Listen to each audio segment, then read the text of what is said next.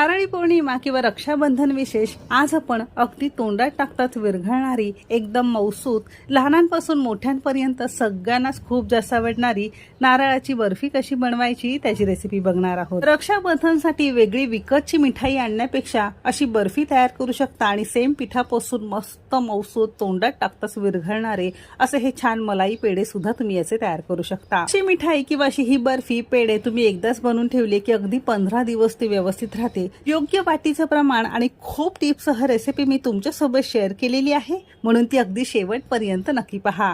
सगळ्यांना एक निवेदन आहे, तुम्हाला जर माझ्या रेसिपीज बघायला आवडत असतील तर कुकिंग तिकीट मराठी चॅनेलला सबस्क्राईब करा आणि बाजूची बेल घंटा नक्की क्लिक करा।